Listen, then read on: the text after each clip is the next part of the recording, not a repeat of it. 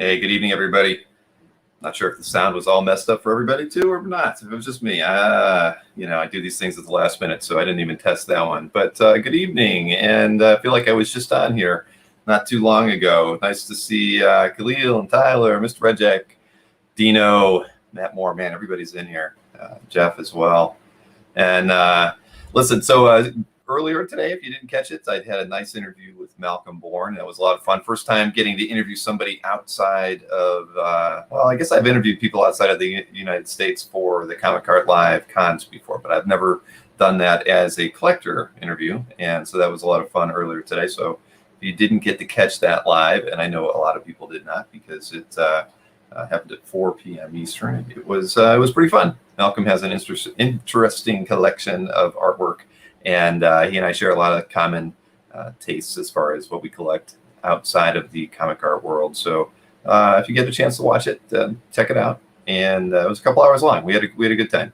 So hope everybody's had a good week so far. We had a very successful Dueling Dealers last evening. It worked out. It's actually one of our best shows since before I went on vacation, right? So I think as far as dollar wise, I mean, we've had with the Albert and Mike show was pretty good, but that kind of stands out by itself. But we had a very good show. I think Anthony had his best showing in probably 4 months. So I was really happy to see that happen for him. I'm sure a little bit, he had good art selection, right? I mean, he probably picked up a lot of that stuff that he had for sale from the Comic Art Con over the weekend. So I know that several of you were at the Comic Art Con as well. And so I know that I've got a video to show you that Dino put together in a little bit. That was a lot of fun that I know everybody's going to enjoy. Yeah, no, thank you, Dino. That was it was a great show last night. I felt the same. It was everything just felt right, and it felt like we were kind of back to form. We were kind of I wouldn't say we were in a lull or anything, but we definitely. The guys weren't bringing it like they did early on in the Dueling Dealer episodes when we first began, but yeah, we're finally. I think we're finally feeling it. Of course, I know Mike's he's on a bit of a jaunt vacation for a while, so he's literally getting in. I think a day before the next Dueling Dealers episode on Wednesday. So who's to say if he'll be super prepared for that one or not? But yeah, it was a good show. And then we obviously anybody who tuned into the recap saw Mike and Albert. Dueling without having to sell any artwork, so that was a fun time as well. But I think it was that whatever Albert had in his glass was helping him get through the show. So we're gonna have some memes that we can put together just from his recap episode. The cloud of auctions have passed. Yes, Marcus. I think that is really, really, really the main thing. So many auctions have been on the docket and have been just messing, I think, everybody, everything up. I mean, straight across the board, it's made for a very everybody, everybody's tapped out, right? You can't let your piles of art grow over at the dealers much longer. So one way or another, sales had to stop, and I think we've at least reached a point where I think the next, the Heritage has their international auction that is at the beginning of October, and then I believe their next signature auction is the week after Comic Art Live, the weekend before Thanksgiving. So we've got it's a little bit of a gap here. About 9-10 weeks until we have another big Heritage sale. So and at least 3 months until Comic Lane comes back. So they'll have their focused auctions, but those aren't too big, and we'll get to do watch parties on those. So I don't want to ramble on those things too much, but in general, we've got one. I don't know how many of you guys tuned in on Saturday, but I did do that art drop with Joe Linsner, and I did that through a company called Talent Talk that helped me at the last Comic Art Live. It went really well. Joe was really happy. I think he had 24 artworks available for sale, and we sold 18 of them, and so that worked out. He wasn't expecting much, but. I of course wanted to sell out, but either way, he was very happy with that. We got the one commission as well. I know that there was a couple of the collectors delayed a little bit on the payments, but I know the last payments came in, I believe this morning or last night. So I think everybody who purchased artwork during the Linsner art drop should probably be able to expect those within about a week to 10 days. Joe was basically waiting for the final payment to come in because he even did the commission, and he was Talent Talk was the ones who were shipping out the artwork. So So Joe overnighted the box, I believe, today. So Talent Talk will have it tomorrow. So my expectation would be is by Monday they will start shipping all the artwork that was purchased during the show. But it was a lot of fun. I hadn't seen Joe in a long time, and it was I was thinking he was going to be bringing all interiors, and of the 24 artworks that he brought, 19 of them were covers that he had done in the last 16, 18 months. So that was it was a very unique opportunity. I was really pleased with that, and so was he. So was Talent Talk. So I talked with them. I talked to them yesterday and today, and they're going to try to line up a couple other buying opportunities on the weekends in the next couple months as well before the end of the year. So at least expect probably 2 or 3 more of those types of events in the future. And thanks, Matt. Yeah, it was a good show. It was a lot of fun. And so speaking of good shows, I do have another show on Saturday that I'm doing with Next Comic Art and Jiggy, and it's a kind of a mix show. There's 3. We're going to have some guests from from the artists that he reps, and we'll be selling some new artwork. There'll be a few items that have been on his site, and he's going to discount them. And then they'll be taking some commission opportunities with some of the artists. So I did actually get his price lists and things like that earlier today. I have not looked it over, but I believe there'll be at least 10 new artworks, and it looks like maybe 8 discounted items, and then commission opportunities. It would appear to be 9, 3 commission opportunities with 3 different artists. So that should be pretty fun. And I know that we're going to have a few of his artists popping in as well. So it'll be a little bit of an interview show and a bit of a sales show. It'll start at 1 p.m. Eastern time on Saturday. So I'm looking forward to that. Jiggy's a great guy. I've enjoyed talking with him. I really liked working on his website. He's a lot of fun. And he was looking for a different way to just do some outreach. So it should be a good time. So I hope everybody can tune into that show with me hosting it on Saturday. And I feel like, sorry, Khalil. Saturday afternoon shows aren't good for you. Right, exactly. What are you going to do, right? And I hope he does again. He said he had more in as far as the Linsner stuff, he definitely did. When we talked in the green room after the Linsner show, I had let him know I was a little surprised that he went all in with covers, and he wasn't really sure what exactly he wanted to bring and what people should expect of him. And so when we talked a bit, he said that he had a great deal of interior work that he was thinking of doing. And so one of the shows before the end of the year might be with Joe, showing off and selling some more interior black and white pieces, that sort of thing, and probably some more commission level style pieces as well. So we'll see. I will keep you all posted. And Marcus, and I see bootlegging, a couple questions. Let's see. Should have printed this out so I could review it with you, but let's see. I know Rian Gonzalez is going to be dropping by for the first part of the show. Harvey, Roby, and Mannix. Mannix will join as well. So those of you who really like Mannix's artwork, I think that should be a lot of fun. Mannix, let's see, who's picked up? Scott Wingo has got a piece of Mannix art. I think Mikhail may have some piece of his art. I bought a piece of art from Mannix. So those people from his stable will be there. I haven't, let me see, reading through it. The art pieces, there will be 3 new pieces from Rian, and at least 4 pieces from Harvey, a couple pieces from Robbie.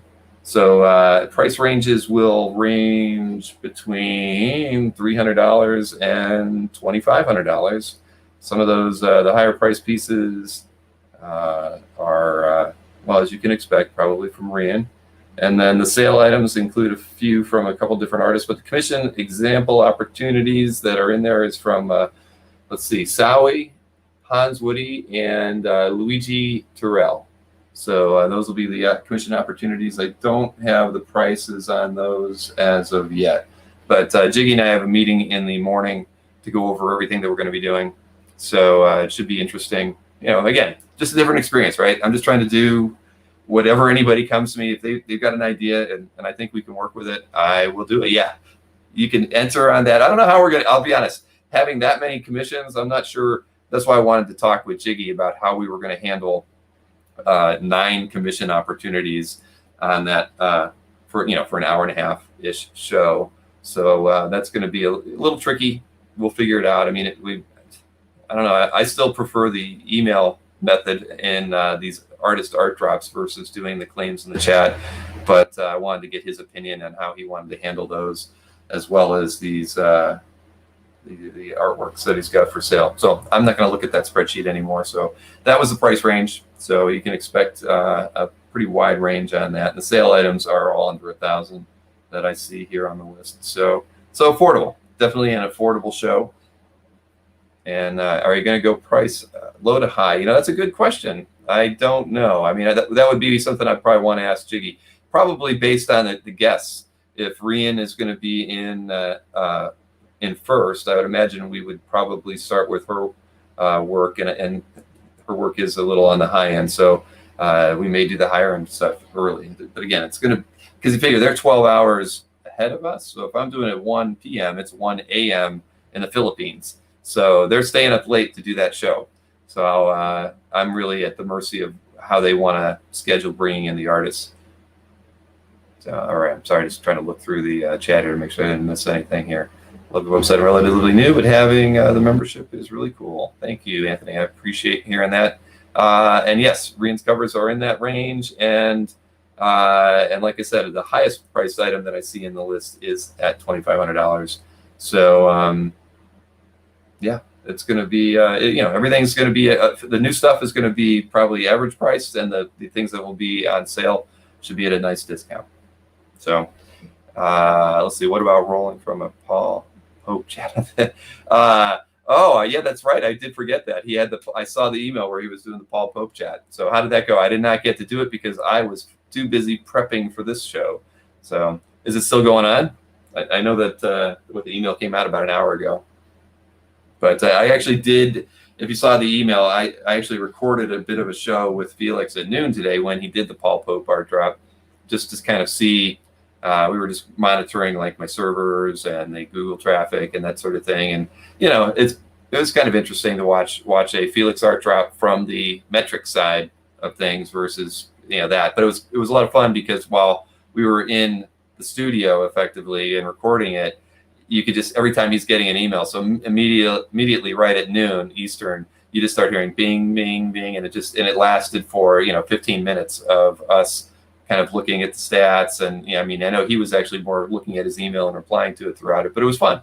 It was like kind of like a video game as I was watching the stats on the traffic on his site, the CPU and the RAM utilization on the servers, and listening to him pound out replies that he didn't get the artwork. So it's wrapping up now. Well, see, that's where everybody's at. We had a slow start with the number of people in there.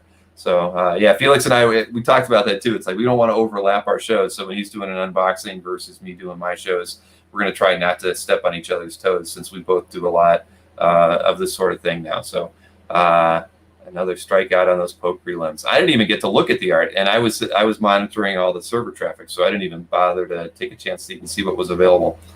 But I was able to kind of monitor and tell him which pieces of art were getting looked at the most and that sort of thing, all thanks to the Google Analytics. So, it'll be interesting. And I told him we would have him on the show for the next CAF update. So next Thursday, I'll condense the video that we put together, and we'll just talk about the intrinsics of how he handles the art drop, and kind of show how, as the thing progressed, how quickly that the number of emails that came in to the number of rejection emails he had to send out in that 20-minute span that he and I were on the chat. But it was sorry it's taken.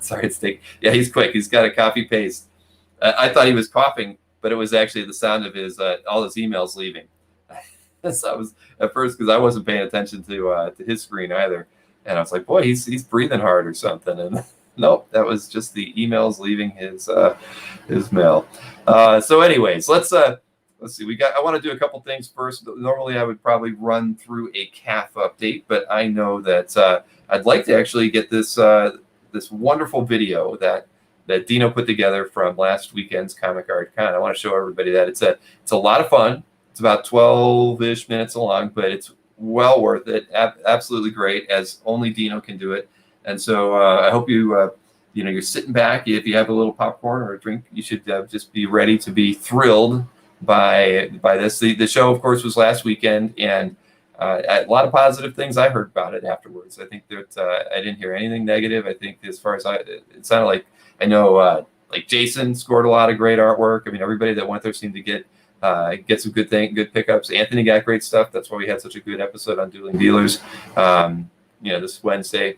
So at any rate, the popcorn time. Yeah, let the movie begin. All right, Mr. Red Jack. I won't talk anymore. So again, this is put together by Dino, and it's all right.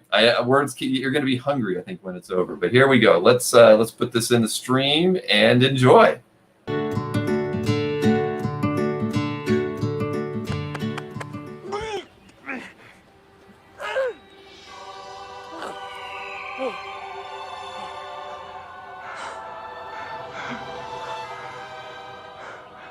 We made it, dude.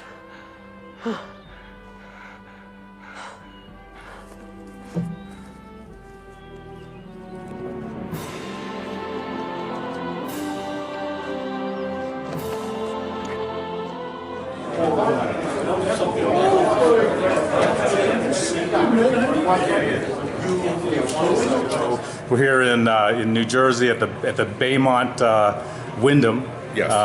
And this is the New Jersey Art Con that everyone's excited about. A lot of good dealers, a lot of good collectors walking around already. But maybe you can tell us a little bit about it and how you got started, how long has it been going on, and what makes for a successful show. Well, that's a loaded question. It always is. It always is. Started in 2009 with 3 shows. Started the show with Dan Gallo. Yeah, good guy. We continued to do the show together for many years. I eventually bought Dan out maybe 5 years ago, but I run 2 shows a year for Comic Art Con, and this is actually our 27th show. Wow. So I'm hoping by the 30th show we plan something really special. What's great is you can come in here from the city, folks in Connecticut, like where I am, coming down, New Jersey collectors like Ankur and those folks are coming down here. How many dealers are setting up total? Roughly around 20 dealers, but all the biggest dealers from around the country. I saw Bashara, Anthony if I could go around the room in my head, there's Dan Poddick, there's the Donnellys, Albert Moy, Jim Warden, Glenn Brunswick, Will Gabriel, Anthony Snyder, Bashara, Nancy all Rose, the big Comic Link, Comic Connect, Hans Rosenkrantz, Brad Savage, Jason Schechter. I think I'm pronouncing it right. I think that's the whole. Yeah, Jason Schechter. Yeah, and did you have one in 2020, or did you take that one? We did. We had it down. It was a watered down version of it, but we still had it even through COVID. Good. We just, we practice social distancing, mask, hand sanitizing, temperature checks, the whole thing. Well, I can say in behalf of the collectors here, we're really, really happy and excited that you keep this thing going. 27 years is a long time. I remember coming down, seeing Dan when he has his show, and it was always great to have an OA art-focused show, because sometimes you go to these cons and you see like the movies and the toys and the costumes, and you almost gets lost. That's what got started with Dan and I. We met basically at a local comic book store in Clifton, New Jersey, and then a friend of mine who was dealing at that show actually called me and said, "You got to come down here. There's a guy with art." Yeah. So I ran down. That's how I met Dan for the first time. And within an hour or 2 of meeting him, we started literally talking about the concept of a comic art centric show, which didn't exist at the time at all. Right. And I said, I always want to create shows that I want to go to. Yeah. And I've done that with all of my Vettery production shows. If you go to my website, vetteryproductions.com, you'll see I have 6 other branded shows. I've done a lot of stuff for the Devils, et cetera, et cetera. But again, I'm always trying to create a show that I would want to attend. I don't want to go to a huge show like a Comic-Con and have Bashar over here. Yeah, exactly. Here. 2 miles away. Right. And... I just want a concentrated show that's centric on a specific area of pop culture that I love. Great. Well, folks who have seen that, great space in there, a lot of high ceilings, good layout. You a collector yourself? You dabbled in the market. I know you're a great businessman and marketer. But I actually am. I started with toys, then eventually got out of toys and went to comic books. Yeah. Then once I discovered I could own the original art, the one of one, you got the bug. I never purchased toys, comics again. Actually, I really didn't. I just focused on art. Favorite artists? Any ones that hit your high note? Let's see. Bagley, Spider-Man. Good That's one. my wheelhouse. Wow. Anything Splash. I started to do like 80s title Splash. Yeah, so you must have been reading in the late 80s, early 90s. Yeah, I was born in 72. I'm a big like Secret Wars era. That's going to be the next Avengers arc, I think, in the movies, I think. That's going to be huge. I love it. I have some beautiful pages from those issues, and I just can't sell them. And one thing people don't realize is this is a one-day show, which means it's not just dragging on for a couple of days.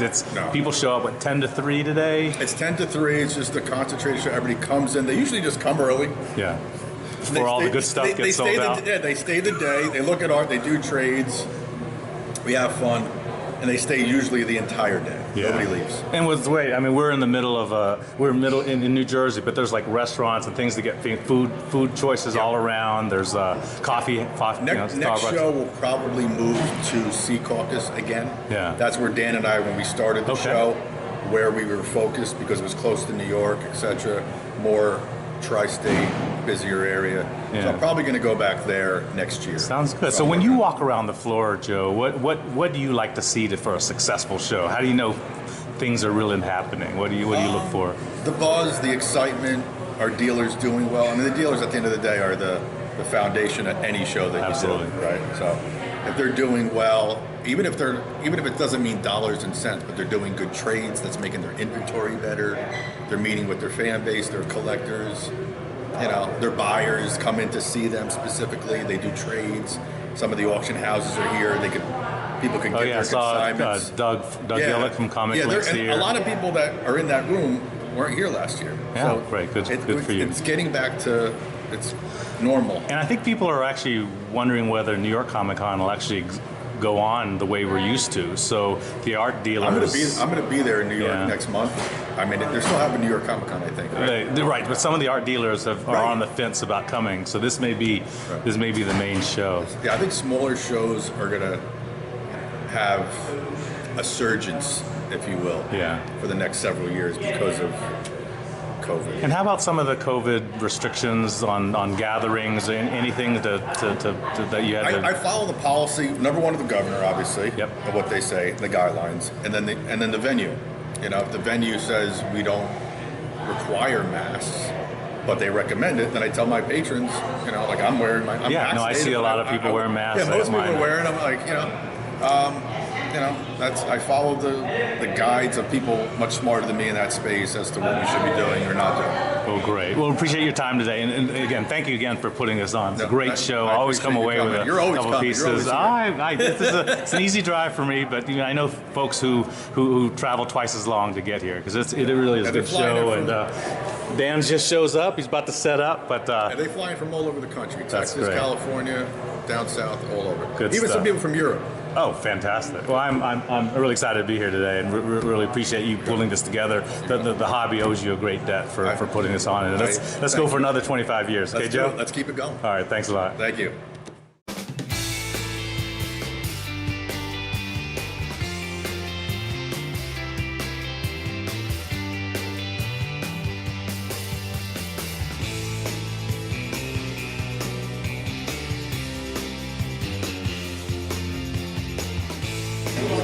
Bashara, you want to say hi? I don't have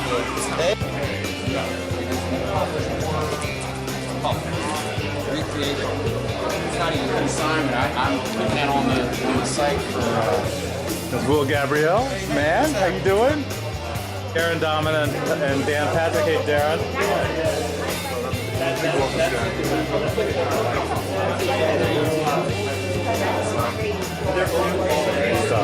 That's that Brian Boland Wolverine product.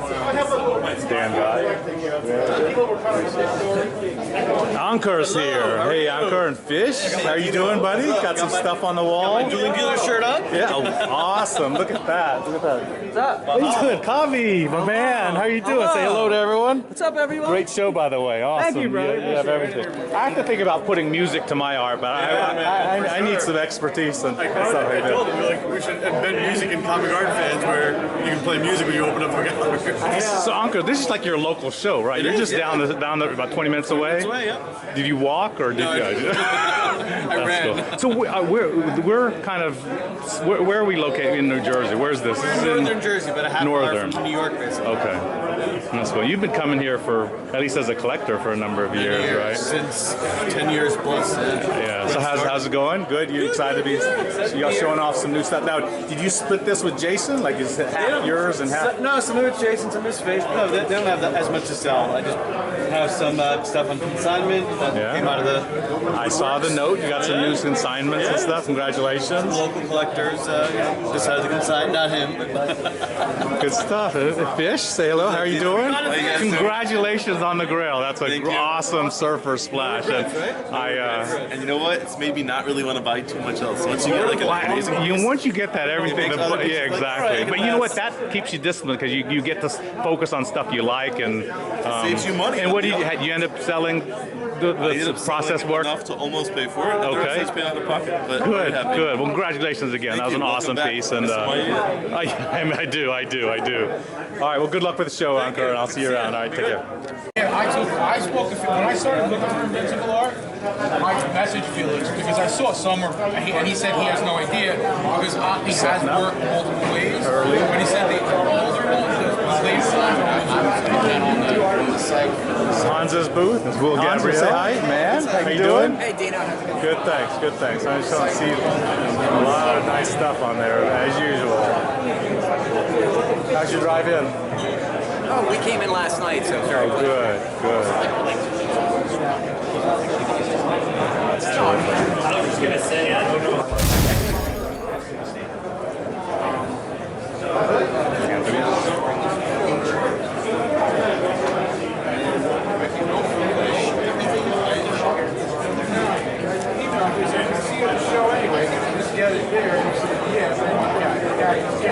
That's exactly what he said.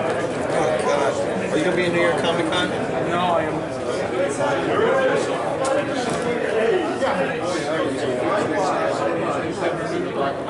This is the licensing art in the 70s. Yeah, it's a promo piece from like 1973-ish. Oh, that's so cool. I believe, not 100%. And it's on everything. That the first time it was used was on a United Kingdom corner box artwork. How you doing? Is Micah here? Micah is. Okay, I'm picking up a piece from him. Yeah. Hey Glenn, how you doing, bud? How you doing, Dino? Good. A lot of great stuff out there. Thanks.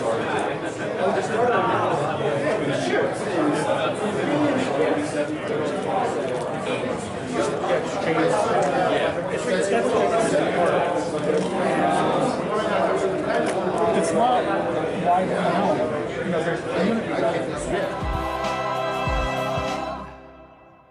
And that hit the spot. That was the best meal of my life. Mine too.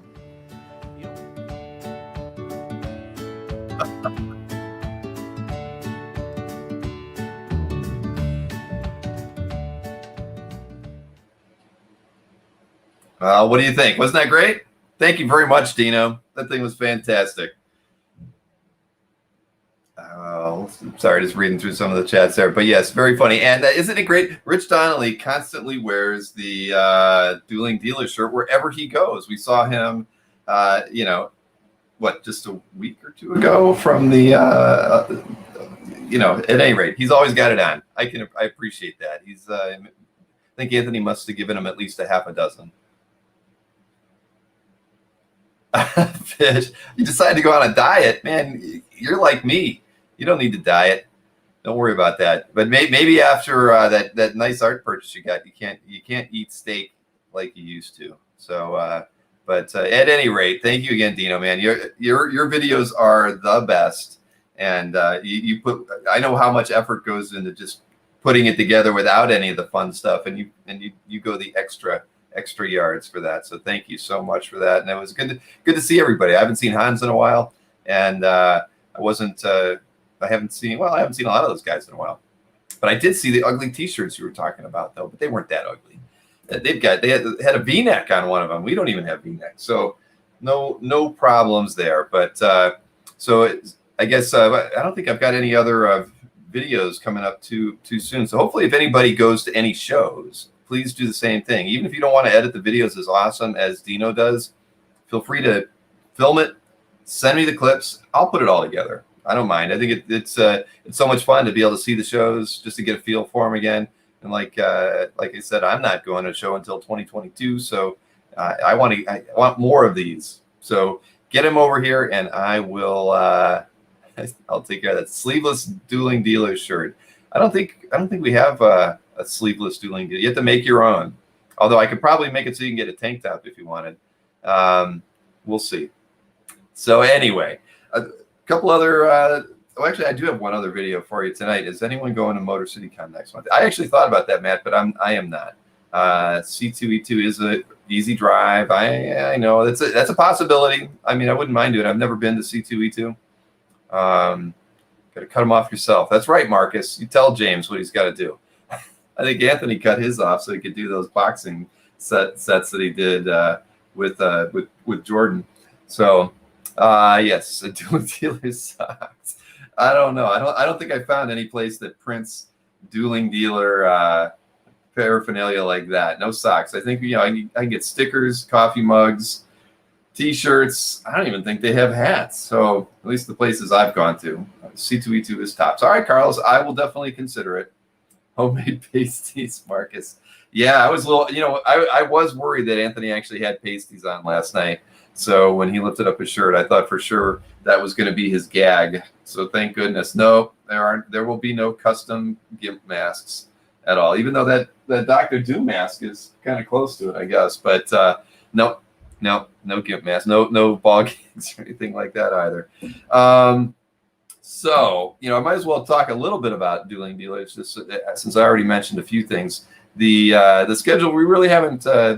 We don't have anything cool on the agenda coming up. Nobody's has approached me of late wanting to do any amateur shows. So although I've had some people throw me thoughts and ideas on doing some stuff, we just haven't really had anybody get serious about it since the last one with Jordan and Mike on Monday, which Jordan won handily. So we'll see. We might maybe we'll have something later after Comic Art Live, because I certainly wouldn't want to try to schedule anything around there. And I think a lot of people who would participate in an amateur show for us on Dueling Dealers are probably, and rightfully so, should be focused on the Comic Art Live show that is the weekend of November 13th and 14th. So the upcoming schedule is pretty basic. Next 2 Wednesdays, we'll have regular shows between Mike and Anthony. The week that is to be the New York Comic Con, we're going to have a regular show on that Monday because Anthony will be tied up by Wednesday setting up at New York Comic Con. Then Mike and I will do a special Raiders of the Lost Art episode on Saturday. We haven't picked a time, but it still will probably be our regular 1 p.m. Eastern on October 9th, Saturday, October 9th. And that will be, at least as we've plotted it out so far, a 50-piece art drop that is basically from a bin dive that he and I filmed probably about 10 days ago. We pulled half of it. We're going to pull the other half next week so that he has time to get everything priced. So it'll be a lot like the bin dive that we did, but with prices. So it should be a much more enjoyable show for everybody. And sorry, you guys. Dueling Dealers drawers. Yeah, I don't think they do shorts either like that, but you never know. Let's see. Jordan really deserved that win. He had some great pieces. He did. He really did. And I kind of went into that show and was expecting Jordan to win too after I'd seen the preview that Mike had. Mike didn't. He didn't bring it. He just did not bring it, and that's all his fault. So, but as well, one thing that I wanted to let everybody know, we're actually. Ever since around episode 10 of Dueling Dealers, we've been kicking around ideas on just fun things to tie into it, like doing the T-shirts and things like that, because it is such a fun experience for us. And all the stuff you see behind me, usually most of it's props from the show, and so we have all these take-home things that we've got, and we've always been kind of thinking around, like what kind of things we might want to have to like give away for free at shows, or to maybe drop in with the art sales and whatnot. And so we decided that we were going to put together a set of trading cards. So I'm going to preview the trading cards for you now, because essentially it's the first 25 episodes, not every episode, but we felt we would do 25 cards from the first 25 episodes, just kind of the high points from the show. And then, if all goes well, and because it's not really that expensive to print trading cards, we were going to do just a set for every 25. So that's just something fun that we can give away, sign, make them fun, make a little collectible out of the Dueling Dealer show. Any old props that I can give away, not quite yet. Maybe if I ever upgrade anything there, then maybe I might do some kind of a giveaway. It's not a bad idea, Marcus, but because I have slowly been looking at better things that because some of the shirts I bought early on weren't very good for decorating. And so I'm like, all right, we're going to have to upgrade things. So I've been looking around, but that is a good question, Carlos. I know everybody's a little, disappointed that I think a lot of people are dropping out, but once you got your tickets to go, you really can't turn back. So there will be Samuel, I can guarantee you, there will be a Halloween themed show. We've got a couple, we basically are tossing around 2 different ideas at the moment.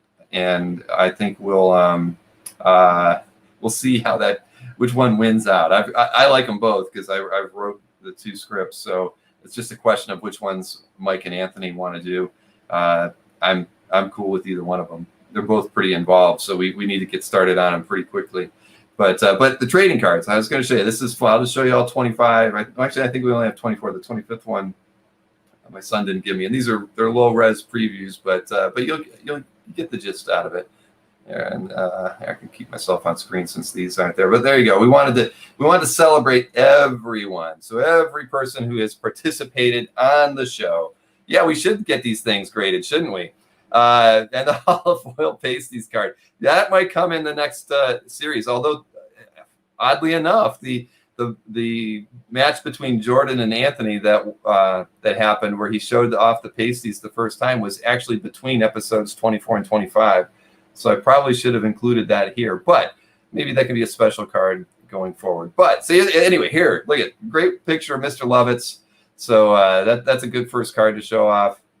There's Mr. Berkey, episode 8. So we kind of kept them, whether it was amateur versus the main Dueling Dealers, and just wanted to have the episode numbers on there. And we would, obviously Roman numerals for the amateur shows. So there's Tatiana's card. Dino, of course, and we had to put the Claim 15 Dino on there from the first amateur battle with Jordan, which will always be one of the most memorable shows I think we'll ever have. Jason, of course, how could I not have Jason giving us the finger or the claw, however you want to look at it. But, come on, who wouldn't want Jason to sign that card and you keep that as a keepsake from the show, right? And Billigan, of course, can't have a card set without Billigan, or Raging Anthony. Let's see, and then I had to do a Loki something. We threw around a couple different Loki things that I had done, and I always like being the puppet master on Berkey on that one. Yeah, thank you, Scott. Then Berkey, of course, being the skipper. And then we have a few of the cards from the Billigan's Island episode as well, which was episode 20. And then this was from the episode with Anthony and Jordan, when I had Maureen and Gwen put the makeup on me. It looked like I had been knocked out. Mikhail, of course. I'm debating on this. I like what does everybody think? I kind of was thinking, I like this version of it. But at the same time, like all the single person cards was more bigger. So I don't know. Do you like this? I like the action of this one. And it was like one of the more classic moments in Mikhail's memes. So I really like that one. So I'm still leaning towards that card unless I hear otherwise. The mini golf needs a card. No. All right, you like the foreground, not the background. Well, I'll ponder what to do on that one. But that was actually a straight screenshot from his meme. Black Widow McCann. Yep. Then this one we're going to alter. I'm going to turn this one vertically and just have Jordan on that one for Jordan's card. There was a lot of different options I had with Jordan since he had been in three episodes at that point. But I like the boxing Jordan with the bodysuit on. But we'll turn this one vertical and have it just be Jordan. Toxic Avenger background. Yeah, that might work. I like that idea too, Miguel. Let's see. The vacation episode right before I took my mini break. I hope I have a dancing one. Yeah, there is a dancing one in here. We did throw in the that one. I guess that one's not. I should have had the one where I was like Gedzuki or whatever. I don't know why I'm not in that picture. Then of course Anthony and Sharon doing their Pulp Fiction dance, and then there you go. See, there's a dancing. Everybody's dancing. Even the monkeys are dancing on that one, and my daughters. And then we're going to need a bigger boat. One of the early episode ones, episode 11 there. Then the Fortnite episode 19. This was a fun cake from Sharon. Had to put one cake in there at least from her. And episode 8, we did that. St. Patrick's Day was a big turning point in the show, just because it was the first time we thought we could do a theme show. And so everything, by and large, I think most of the memes that night, including the intro, had some kind of green shamrock something or other going around throughout that scroll card. Oh, the memories. Right, exactly. See? And remember that? I think that was like one of the first green screen things I shot was trying to be like Batman. So that was pick up the pace, guys, from episode 5. And then there you go. First Ragnarok recap was episode 13. The actual first recap was episode 7. And that was the big turning point in the show's success, was coming up with the concept of doing a recap. Now that everybody's copying that idea, huh? That's all right, though. It works. The thing is, the things that work, we should all be borrowing. Chicken Dinner, episode 13. I mean, come on. How many hands is it, Anthony, right? Episode 12. And there you go. That's all that I got. There is one other card, a 25th card, that I finally just decided what it was going to be. And what I picked was actually the thumbnail that I used for the first episode. Remember the one where it was me in between a silhouette of the Hulk and the Thing, and I just teased that we were going to have 2 dealers. So I felt like we needed something from episode 1 as part of the card set. So that will be the first card. Will be that one there with them in silhouette. So where are the bricks and the harpies? I know. They're so Ron. I can't. 25 cards. I mean, I'm at a limit here on all the things I can actually go after. Harpies, though. All right, I'm going to make a note of that. Harpies are something we all cherish. And bricks. What's on the reverse? On the reverse, the reverse of the card was kind of a summary of the number of sales and that sort of thing. So kind of generic, a lot like you'd expect like a baseball card. It was just, I don't actually have that image available at the moment, but more stats oriented. And we weren't gonna customize every card, to it. Everything, that would have taken too long. That would have been a bigger set. Maybe I'll do that on the second set where I kind of tailor the data on there. But no, it was more of a what's your best price, Anthony, has been played. And I know, RG, and that's this has just been taking far too long, only because I was having my son work on these, but I've been throwing so many extra things at him that these kept sliding, and it's unfortunate, but we're going to get these out of the way soon. And because I really wanted to have at least some of these ready for Anthony to hand out at New York Comic Con, and the goal being that we wanted to probably give out some of these as gifts to some people as a full set, and then drop these in with orders, signed ones, and that kind of thing, and just make it fun, and still have some extra sets to take to future shows that we can give out, and and probably even give them away as prizes during different episodes, whether it's here on the CAF update or as part of one of the Dueling Dealer shows, just to have a good time with it. And at any rate, I hope you enjoyed it. It's going to be fun. At Lenticular guys, please don't throw. Yep. What's your best card, Bill? That's a good question, Sharon. It's probably the one with your cake on it. At any rate, and so Anthony did fine last night, even though we had to keep asking him about his best price. That was a crazy end of that episode. Can we have a brick background on the reverse? All right, all right. See, I'm taking notes. Brick background. I like that idea. Again, these cards are for you. You have to remember that. They're all for you. We do this because it's so darn fun, but you got to enjoy them. Enjoy all the stuff that we're doing, or it's no fun. And I like that. The brick background is a must. I can tell you the background was brick color. That was part of it. I was trying to look at old baseball cards, and I'm like, we're going to go with a kind of a orangish red and keep it rather just kind of plain looking. So a brick pattern would actually probably do rather well. Let's see, Bill. I'll send you a card decide. All right, I figured. Yep. All right, so there you have it. I wanted to get that part out of the way, the trading cards and the upcoming schedule. So why don't we jump into the CAF update? Because I've got another video to show in a little bit, but it's not very long. It's a little, but it's from a new advertiser I've got, and I asked them to send me something if they had anything, and they did. So they sent it, and we'll look at that a little bit later. So why don't we do a little review of the week that was, what is it, September 6th through the 12th, I believe, was the time period. Yeah, double checking my own notes here, 6th through the 12th. So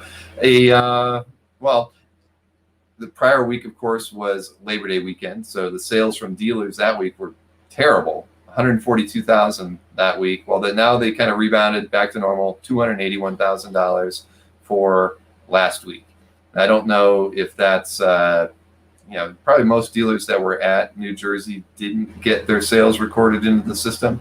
And obviously a lot of dealers that were there are underneath my, hosting setup, whether it's Glenn and Will and Anthony. So, even Cool Lines, but they never record any sales, I don't think. So I don't think they would ever appear in that list. But so a fair number of people. So we'll see how that affects next week's report. So $281,375 in sales from original art dealers.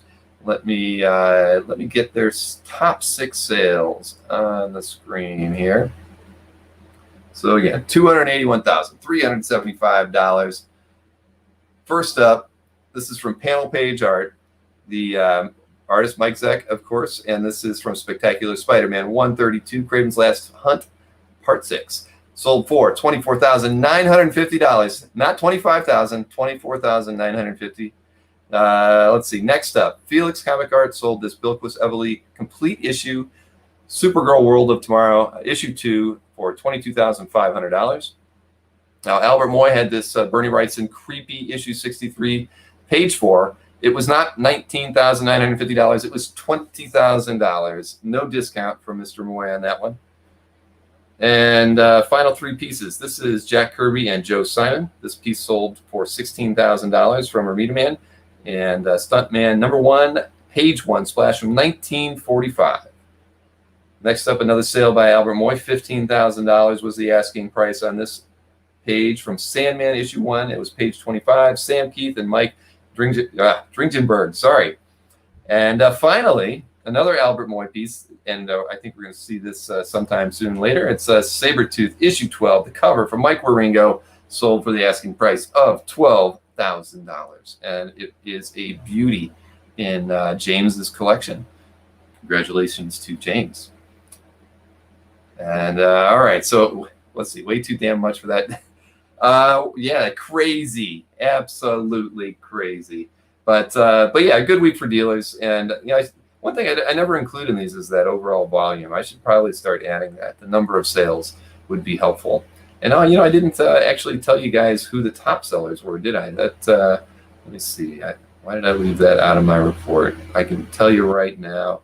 Top sellers of the week: Ramita Man, 53 sales, $81,000. Albert Moy, 26 sales, just under $76,000. Panel Page, 4 sales, $40,000. Felix at 24 sales, $31,000. Anthony, 78 sales, always ruling the roost on that, but just with $27,000 in sales. And Splash Page Comic Art had 18 sales for $7,225. So there you have it. That was the Dealer sales. Yeah, Moy made lots of cash. Way too damn much. At any rate, so that's to be expected with Moy. Moy does not have anything that's cheap, right? I mean, Albert stuff is always desirable. So, and as Albert would say, I should say next we can go on to the auction house data. So, comic card sales still going on until October. Oh, okay. I did not know that. All right, let me go to the next part of the update, which would be the auction house results. And I'm not going to include any of the auction results from the Heritage Signature auction. That, of course, was, but I'm including their total in it because the Heritage Signature auction, as far as original comic art sales, totaled $7.584 million, with 593 of the 666 lots selling for over $1,000. And of course, the top 3 sales comic art wise from that auction was the Jack Kirby Joe Sinnott FF 86 cover, selling for $480,000. The Charles Schultz Peanut Sunday, which sold for $360,000, and the Barry Smith Avengers page, which from issue 100 that sold for $168,000. But I'm not including those in here because we had that big recap on Tuesday. So yeah, lots of good pickups. Ruben, well, why didn't it register? It's all got to be about how you close out your sales. We'd have to talk about that. You're more than welcome to shoot me an email, and I can explain to you how it works. But if it's never for sale, where it gets into our inventory, then and there's lots of ways a dealer can be adding things and massaging it and changing it. But if it ever gets removed, if it's in our inventory and it's still for sale and kind of gets removed, maybe it became inactive and marked for sale or sold, then it would not get counted. But if you feel you're doing them in the 100% proper manner, adding your artwork to your inventory, making them live, because then they get into CAF, then while it's still live on your site, you mark it as sold, then it gets moved out of CAF's database. And when it gets moved out of CAF's database, it actually stops right here and goes into the dealer market data, which is what we use for our reporting. So, well, it's all a question that we'd have to, I've just kind of outlined the process. So if you feel that that's the steps you take, then I'd have to look at it and see why, because your inventory is in there and it's getting removed. But if it's all I can think of, it's either you making them. The only ways I could think of them not getting added is if either you made them inactive before you marked them as sold, or you made them inactive. Well, that's about the only way you could actually do it, is mark them like that. So at any rate, we'd have to talk about it. I'd be happy to see why, because it does work for everybody else. And Ruben, you need to be in the CAF network. Ruben is in the CAF network. So, all right, well, let's, Albert knows what he has. No. Isn't 22K too small? Those guys had pieces. No, not at all. I mean, I was just going over the total sales too, where I mentioned, I even included Splash Page as a total salesperson, and he only had $7,000. Well, it's a big deal to me. I want to have your data in there, Ruben. So if there's a reason why it's not populating, I'd want to know. So we'll figure it out. I mean, you've been doing a lot of art drops of late with the Perkins stuff, so it should definitely be there. But I'm making a note of it. It's actually a rather easy thing for me to test and see why it might not be working. But I will figure it out, and I'll let you know. Do it more for you. Well, of course. We want to have good data for everybody, and at the end of the day, it's good for historical purposes. Comic book. I'm gonna look into it. No problem, Ruben. Right. We get that art drop, so no problems. We will figure it out.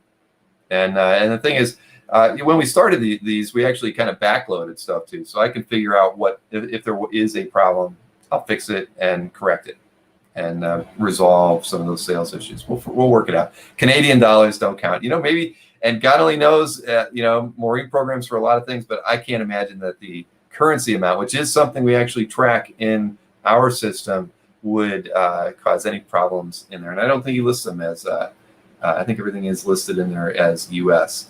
There you go. So Ruben doesn't accept it anyway. All right, but I will get to the bottom of that one, Ruben. Not a problem. I fixed the other problem. That was something had to do with the move to the new server at the beginning of the year. So that was a straggler bit of thing out of there. But anyway, so let's get to my popular art for the evening. And 25 pieces again were picked up doing live tech support. I am, man. I'm always trying. I hate when things don't work right. Peter Tingle. All right, so let's look at the popular artwork for the week as deemed by me. And I can also tell you, I had spoken with Chris Snorek, and he was going to be on here. He had picked 10 items. He was going to show them this evening, and he got called away at the last minute. So I'm going to show the 10 that he had picked. There won't be, I certainly won't be as, I can't talk to the art probably as well as he can, but I'll show the 10 pieces because they're different than the ones that I've picked here, the 25 that I did. And it's something that I'd like to do, and I hope he'll be free to be on the show with me next week, and we can run through them together. So, all right, so let's get the popular artworks as deemed by me from the week of September 6th through the 12th, artwork added during those times, not anything else, but just added that week. First up, this is in Dave W's collection, Sal Buscema, Claus Jansen. This is from 1978. It's a beautiful Hulk 227 page. Next up, James. Love this one. Venom, Dark Origin, number 3, DPS, Angel Medina, and Scott Hanna. Congratulations to James on that wonderful piece of art. And this is in a collection by the name of We Quit, and it's the Punisher War Journal cover by Jim Lee, and it's a beauty, and it's nice to have it on CAF. Next up is in the collection of Eric DLS, and Eric was in the chat earlier with Malcolm. This was Shang-Chi by Benjamin Su. I really like this piece. Carl Choi made the list this week as well. Another Shang-Chi #1 cover. This is by Bernard Chang. Love it. Lots of kung fu action in that one. And next up, this is by Humberto Ramos. This is in the collection of Paul P. Amazing Spider-Man 797 cover. That was one of those big, like 5 connecting covers too. This is in Anker's collection, John Romita Sr. Spidey Super Stories 27. I really like this piece a lot. Come on, it's got Spidey, Thor, and Loki on it. Love it all. And Mark Levy, Sal Buscema, Mike Esposito, Sweet Imperious Rex. Oh my gosh. Great subby page, my friend. And Barry Windsor Smith on this one. This is in Jason K's collection. This is from 1999. This is entitled Poetry from Opus 2. And of course, you can't mistake Adam Hughes' work, right? This is in Tang Meng's collection. This is A Pose of Two Queens. Very, very nice. And Ellie Minaya. This is in Simon M's collection. It's a Silver Surfer commission. I just like this. Like the use of color, like the layout. Next up is something from Daniel Warren Johnson. This is Murder Falcon, and it's in the collection of Yo Curry. And here's the one that was, we talked about this the other night. This is in Dinesh's collection, artist Tom Lyle, and this is from Spider-Man 37. That's the cover, and Maximum Carnage Part 12. I love it. And next up is in the collection of John C. Edwin Hong. I'm terrible at most names, as everybody knows. This is Savage Skull Kickers, issue #1 cover. And Aranga, nice Gerald Perel piece added to your collection. This is Daredevil, of course. It's a beauty. And McSpidey fan, Scott Wingo. This is the Amazing Spider-Man 308, page 13, all by Todd McFarlane from 1988. Fantastic. Next up is this piece by Nick Dragotta in the collection of Pat L. It's Beta Ray Bill, #5, the variant cover. And speaking of Mike Perkins, this is in Mikhail's collection, the cover to Swamp Thing #6. Once again, in there 2 weeks in a row for awesome Perkins artwork. And this one is by Gil Kane. Mighty Marvel Western issue 44. It's the cover to that. from 1976, and this is in Kirk Dilbeck's collection. Just a few more here. This is in Nick Brew's collection. This is David Finch and a Matt Banning inks, and it's Batman versus Bane. We've got, this is Mike Mignola, of course, and this is Hellboy in the BPRD for Fatal Hour and the Sending variant cover, and it's in the collection of Luca S. This is in T. Shen's collection, Ryan Stegman, of course. This is Savage Hulk, issue 2. It's the variant cover featuring Cyclops, believe it or not. 3 more. Eric Canetti. We don't have enough Eric Canetti artwork on CAF, but this is a Green Goblin commission. It's in Federico's wonderful collection. I really like this piece a lot. Made it the cover slide for the thumbnail for this show. 2 more pieces. This is the cover to Animal Man 54. Brian Ballin, the artist, of course, and it's in the collection of Sam Hughes. And finally, and Eduardo Rizzo, I'm sorry, Logan issue 2 cover collection, Alan Hamilton. And there you have all that. Canetti, yeah, right? Kinky Bowling. I know, I thought that was a bit weird. Yeah, I missed that bowling too. I was a little surprised when I was going back through the posts from the week, and I stumbled on it, and I was like, how did I miss it? That's why I was so late. Usually the stuff I like the most is going to be at the top, and that one I kind of just rolled into very, very, very late. Crazy rendering on that Perkins. That is very true, Khalil. All right, so and the Kane cover, yeah, I know there was a lot of great artwork, and in this whole thing, yeah, I know those guys got too much. Berkey's hung up too much on Spidey's eyes. Poor guy.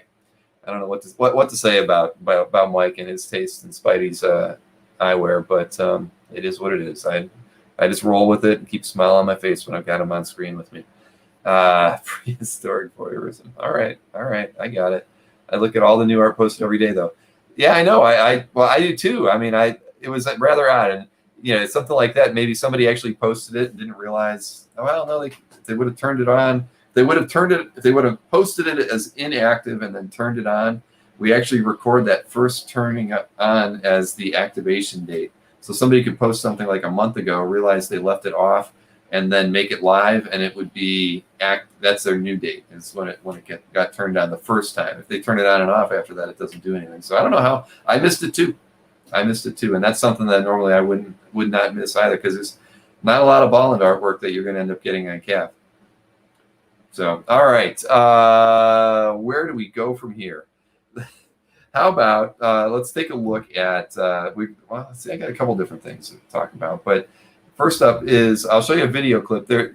If you didn't notice, there was a new advertiser on CAF, and it was the Philip LeBaum Gallery in New York. I don't know if anybody's familiar with the gallery at all, but if you're actually going to to New York Comic Con, that gallery is just down the road from the Javits Center. So they are new. I think they opened. It was sometime during COVID. Maybe it was right before COVID started. I mean, so they started at like one of the worst times possible. And sorry, I'm getting a text from Mike Berkey, and it starts off with "no rush." ... So it can't be good. He's in an airplane. So at any rate, so Philip LeBon is in. Here, I'll just pull up the map so you can see where it is. Because if you're in the New York area and you didn't know it was there, you definitely should know about the gallery, because they're bringing in a lot of different creators. I think the current show is with George Bess, who is a French artist, and the show looks fantastic. So at any rate, you can see right here, Javits right there, Philip LeBon right there. He wants to place some bets in the air. Exactly. The Berkey signal has just come on. Sorry, I got to go through reading through it. All right. Well, of course, Marcus saw it. Marcus never misses anything. Yeah, I know. Everybody needs to figure out how Marcus. All right, Berkey's got nothing special. Blah blah blah blah. He wants me to update the shipping prices on his website. Like, that is not at the top of my list of things to work on this evening. He did well. Well, I know the codes to the. Well, you know what? He's everything's double locked. I could get into the Ramita Mansion, but I could not get anywhere near the artwork. So, at any rate, so Philip LeBon Gallery, they're new advertisers, and they are the website is philiplebon.com, so you can check them out that way. And so they're an art gallery, and I said, do you got any kind of a video clip from your current show? Because I'm semi-familiar with George Best's artwork, but not really. I mean, I've only seen a few pieces, and I don't even think there's 40 pieces of their work on CAF. So the bins are wide open, fellas. So let me show you a rather quick video. I think it's less than 2 minutes. This is from their the gallery opening for George Best, and I don't believe George was there for this. So I think let me get this thing queued up. Here we go.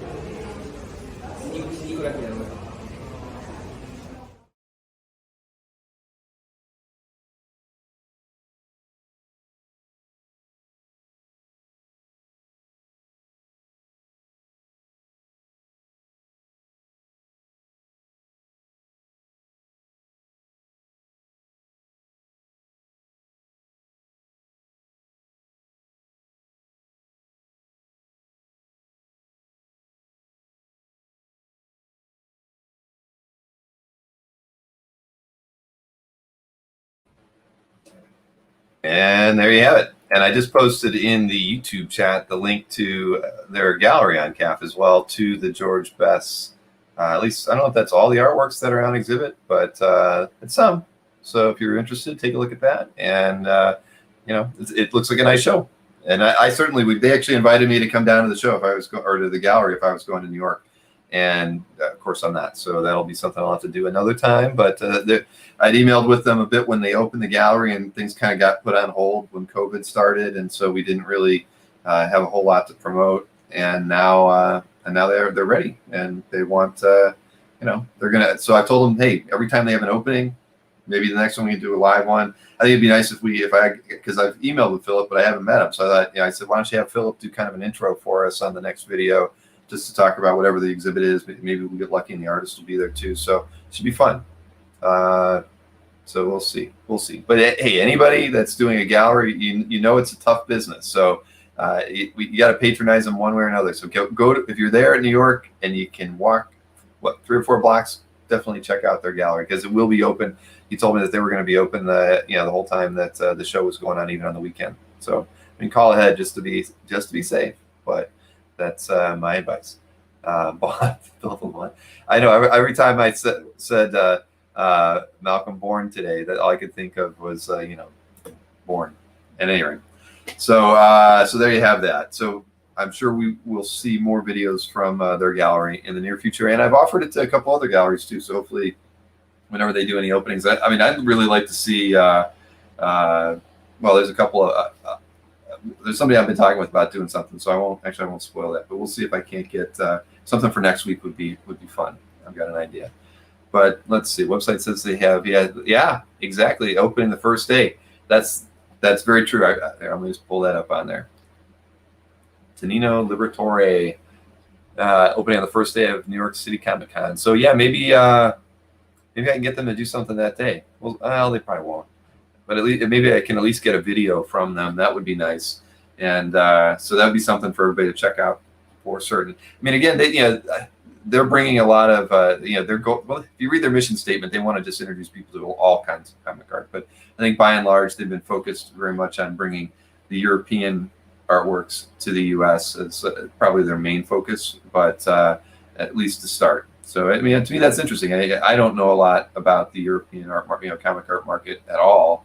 Well, I can't say it all. I know a lot. I've seen a lot, but I think anybody who's trying to do something creative like this should be supported. So websites available. All right, so got that one, and I covered this other thing. So why don't there was one thing. Heritage actually shot me an email today and wanted me to let everybody know that they are going to be hosting this like an appraisal day. I think they've done those before, but the general gist is that they will set up a I think they're all going to be done via Zoom, if I'm not mistaken. They'll be doing these Zoom calls, but you have to basically schedule an appointment, and they will let me see the link below. I've got the links to it. I'll put them in the chat. Basically, they're going to appraise your comics art, your comics if you got them, and the sign up. The end of there's like a big window. I think you can start signing up for it right now. That let's see. The appointments get started. Well, no, the appointments can be set up now. The meetings will be between September 17th and September 29th. So what is that? You got a 13-day window if you want to get anything appraised. I'll post the link in the chat. Essentially, they'll give you a 30-minute window to talk with one of the specialists if you want, and give you a whole spiel pitch on what they can do for you. And you never know. I mean, I don't have anything to sell, so I probably wouldn't be signing up for it. But clearly, with the way the auction results are going, it might not be a bad idea to at least explore that kind of an opportunity with them. And I do think they're going to be giving me some more marketing data tomorrow, about the whole thing. But again, it's going to run through the 17th through the 29th. So if you want to do anything with them, you'll need to contact them post haste. And let's see, got the forms here. I'll just send you a link to the form in the chat, and I'm sure I'll have a official press release from them tomorrow on all of that, since I really just got all this from them today. And I think so. That's the link to the form, and this is to their small press release that really was very small. Didn't give you a whole lot of details on whom you might be speaking with if you were to actually contact them. But there you have that. Because I told them that, for something like that, it would have been a good idea to have talked to me maybe a week ago, and we could have had somebody on tonight. I mean, it would have made sense, right? To just at least talk about it here face to face with all of you, and then they start the thing the next day. So I let them know we should be planning ahead for PRing anything like that. Anyone do that and tie to insurance? Sorry, Scott. What was that? Anyone do that and tie to insurance, or it's not for that? It's not for that. I'm sure that when they're looking at, that's a good idea. It is a good idea. Yeah, I'm sure. Their goal, of course, is to sell you on getting in the next signature auction. I'm sure, or regular auctions or whatnot. But it's probably not a terrible idea to at least explore things that way. I mean, at least then you have a general idea on what they think your art is worth. I mean, there's no commitments on anyone's part to have to actually go ahead and consign. But of course, it's a lead that they'll then have on you going forward. But Heritage is where everybody's making the money today, right? So if I had stuff to maybe sell one day, I think I would probably just do it just to see what it would be like. All right, so let me stay here. I think I have almost covered everything. I can tell you that Nick's been kind of tied up the last couple of days, kind of just some personal stuff going on where he's just too darn busy to be able to hang out. But he was able to be on Tuesday's show. And I can tell you, everybody, Nick was like the voice of reason during our recap on Tuesday. I mean, every time that Mike and Anthony would start yelling at each other, Nick would kind of try to slide in and calm everybody down. And I was just I didn't know what to do with those two guys. Like I said during the show, it's like that was what I expected them to do when we did their episode of Dueling Dealers, not be so nice to each other during that. But that's all it takes. All that Albert needs is just one glass of whatever that was, and he's on fire. So, sorry, just reading through that. Hit the button. Yeah, there you go. Yeah, then hit the like button in honor of Nick. Come on. At any rate, so I do have his preview video for his show on the EXP tomorrow, and he's actually got a piece of Frank Quitely artwork. What's up with that? Where did he pick that up? Free. Let's see. Yeah. Okay, Chris. Sorry, Long Island Iced Tea. Is that what it was, Marcus? But yeah, Chris said the banner was great though. It was. We really had a good time. We stayed online after the show. Probably we talked for like 15 minutes. After the show, just how much fun we actually had, and it was as competitive and as grumpy as they seemed. I mean, they knew they were putting on a good show for everybody. I'd seen some people kind of felt like maybe Albert. I'm doing it. That Albert and Mike were more like dissing themselves or dissing the artwork or things, and that's nothing could be further from the truth. I mean, they're like everybody else. They're shocked at the prices too. So when they look at stuff, I mean, because they've been doing this, they do it at a different level than all of us, right? As far as selling artwork, and so when they see prices like there are today, it's disappointing to them too. So because they know they're getting priced out of certain things at the same time. So it's fun seeing their gut reaction on some of the things. So I didn't get the feeling other than Mike and his Spidey eye issue with when the eyes are too far apart or they're too big. Nobody was being critical of the artwork. I know that Nick was worried on the one piece where he felt it went, the typhoid piece where it went for just like 10 times what he thought it was supposed to be. I mean, that's not dissing on the artwork or dissing on the buyer or anything like that. It's the shock that I think we all feel when we're seeing some of these prices today. And I don't know. I mean, to me, it's like I don't feel shocked or disappointed or disgusted by the prices at all. I mean, I find it. I mean, for me to see a price like that, it just makes me actually look at the artwork even a little bit more critically and say, because I know I look at artwork sometimes and I don't see like what other people see in it. And it really made me look at that piece of art. I mean, I really appreciate it. I didn't feel I had anything I could add while they were talking about it, but I like that artwork a lot. And I don't, so if somebody's willing to pay 10 times an expectation or 2 times an expectation, that doesn't make it a bad buy. I mean, at the end of the day, it's just that's what a couple people were worth wanted to pay for it. And it's and exactly just like NSN said, it's just their opinion. And that's why we watch, right? And I think Albert did say that. It's just my opinion, but yeah. So I don't know. I find it fun, and it does make me look at some of the pieces a little bit more in detail, just to kind of see what other people see in it. And it is sticker shock. I mean, we're all experiencing that, and we can't. We're never going to get away with it. And I know fish in the Moody Moy comment, right? That will. That's got to be a meme. You're right. Yeah, I'm gonna have to. I forgot about that. Moody Moy. Yeah, that one is going to be used somewhere down the line. So let's see, maybe putting back right, Marcus. I mean, I look at some of those prices like that. I mean, didn't we talk about there was that Paul Smith piece earlier in the summer that I had said, why, and then I learned in the chat, thanks to everybody, that the person was putting the book back together. So sometimes you're going to get a price like that for a very valid reason. Yeah, and I can tell you that a topic of conversation on Sunday, because we are having our collector conversation on Sunday, is actually we're going to touch on complete issue sales, and there will be some brought to show and share and talk about. And so when people are trying to put, today, of course, a lot of people are buying the issues complete. But when it's a similar thing there, where you've got people who are trying to complete issues that were their favorite books from way back when. They will always overpay if they can. So, all right, Moody Moy is not as good as Moy Doc. I don't know. I would disagree. If we can work out some Moody Moy memes, and I think we can make them good. Jason sent me a really good picture of Moy that made him look very moody. I know I can use that. We can have a moody Moy doc and just kind of merge both thoughts together. Fish. That would be good. That could be like that could be a serial. We could literally do like a 10-second clip. We could do like a weekly shtick on the show here. Moody Moy doc. Moody Moy doc. I'm gonna have to work on that. I'll come up with something, but I know I won't get any input or help from Albert.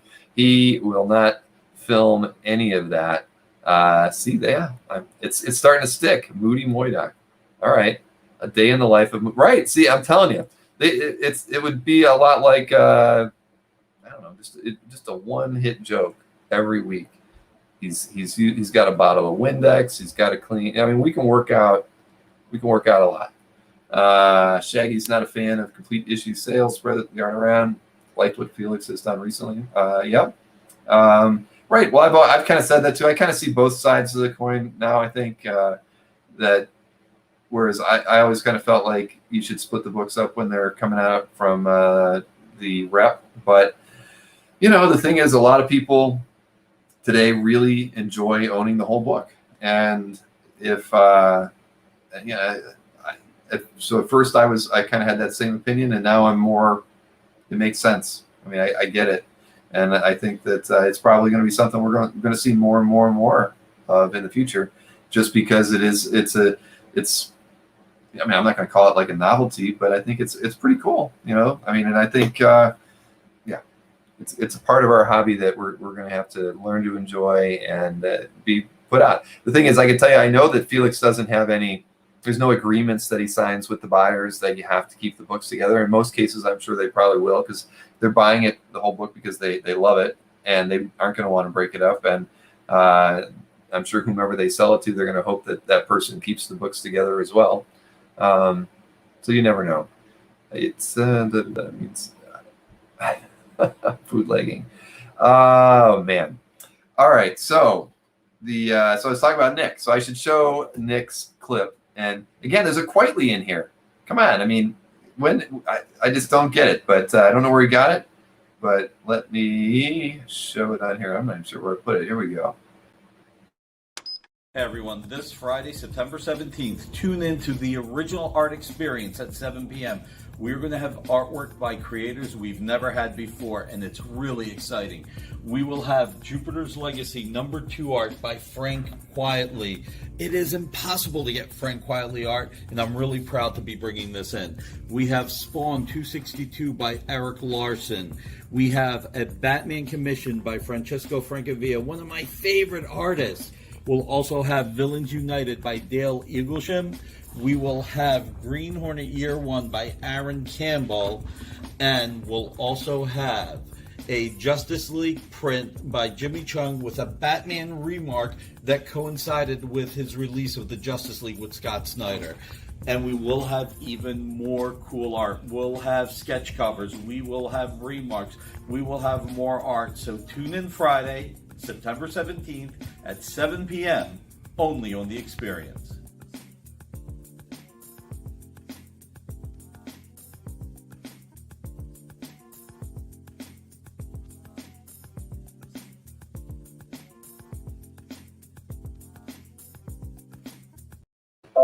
Man, I had to turn that music off. It just kept going. It wouldn't stop. Anyway, but yeah, so there you go. There's a few good things in there. I mean, he's mixing it up a bit. So I think that's going to make for a good show. And, tune in. It's tomorrow at 7. It's always between 7 and 8 p.m. on Fridays on the EXP, which, of course, is on. Man, that thing is loud. I got to turn that thing off. I'm sorry. It's a conversation I sometimes have to mute that somebody in the chat is actually pinging out there. I've got to. Yeah, this is but at any rate, so tune in. I can't mute this conversation. There we go. Mute conversation for 1 hour. I won't get pinged anymore. Tune in tomorrow, and Nick will be there. Nick will probably be on here with me next week too. So we've had a little bit of time off, but he'll be back. I am quite certain of that. Jimmy started. Man, yeah. It's like when. You guys, every time I leave the screen and I come back, so Khalil, you'd like a Francavilla. There you go. So, anyways, yes, tune in tomorrow for that. So, you know what? I think out of all that, I thought the show was going to run long tonight, but I feel like I think I've covered everything. I don't think I've missed. Oh, wait a minute! I didn't do the Chris Snorrick pieces. Oh my God! I knew I was forgetting something as I'm looking at my list here. I got taken to a different place when I started thinking about Moody Moydock. So let me show off Chris's picks, and hopefully he doesn't mind this, because they were his picks, not mine. But they are really nice, and I don't. He took the time to do them, and then I think his boss said he had to go to dinner with him. So it was not something that he could avoid. Let's see here. Get these things up there. So I've got them just loaded in regular pages. Sorry, I didn't make anything pretty with these because I kind of thought I'd just have these up on the screen and Chris and I would chat about them. But let's see. This first piece is in Anker's collection, and this is X-Men Giant Size 1 cover from 2011, Ed McGuinness. And I mean, anytime anybody's riffing on a classic cover, you gotta. I always take notice, and this one, I mean, I love it. It's turning the whole thing on its head, right? So everything about the piece is nice. I don't know why I didn't pick this piece. Anker, it is a beauty, and Anker, he's actually included the published cover with it. So look at it a little bit more detail this way. And the published piece too. So even colored very similar in lots of ways to the original. Very nice. Let's see his second pick. This is by James Herron, and it's in Justin Sirois. Justin Sirois' collection, and it's a Hellboy. Let's see, I'm assuming it's a commission. Yep. It is an 8.5 by 11 commission by James Herron. Very nice. Again, probably, I don't know. I tend to look for different stuff. So that's a nice pick right there. And Michael Lark, let's see, it was Captain America 4. I'm going to put a like on that right there. See? This is in the collection of Alberto Gonzalez. Very, very nice. Looks familiar, I think. But a nice pick by Chris there. And now we've got something in Carl Choi's collection. And this is Riccardo Federici. And it is, what do we got? Batman Urban Legends number 8. And I'm going to add a like to that one too. See? Spreading the love tonight on CAF. And let's see, it's trying to read through some notes on here. Posted on the 9th.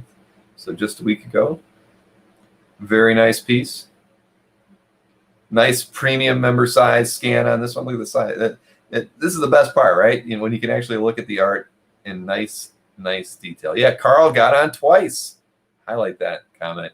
Yes, exactly. Hellboy. Oh man, Marcus. See, I'm going to write that down too. I like that. Hellboy. Boy, Albert's going to be so surprised when he's on the next Dueling Dealers episode. But does it have a Marcus comment? Oh, it does right there.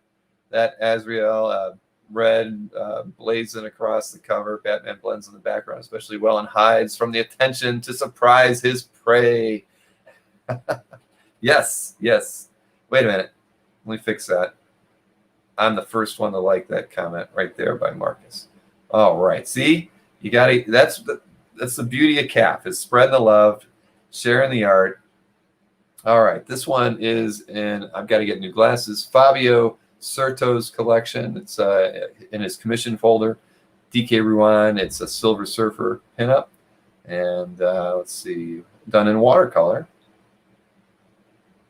Good. No, that's as big as it gets.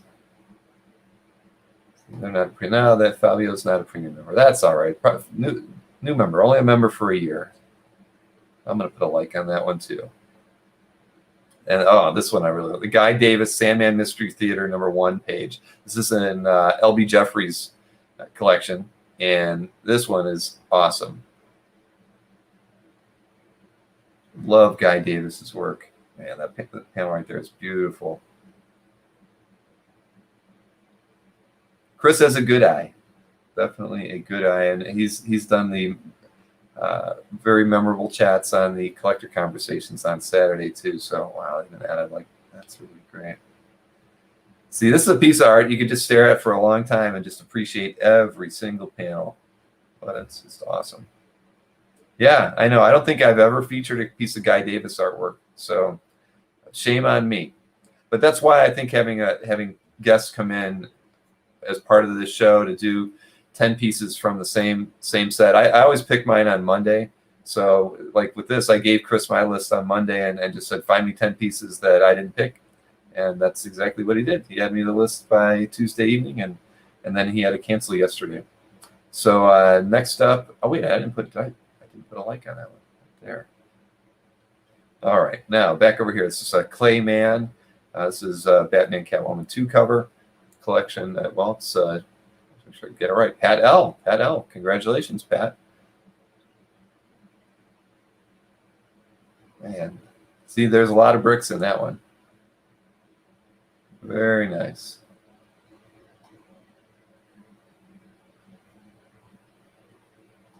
Put a heart on that one too, Pat. And let's see, we got 3 more here. Matteo Scalera, Spider-Man versus the Sinister Six. And this is in Alex Gonzalez collection. Wow, congratulations, Alex. This one's a beauty. It's a commission.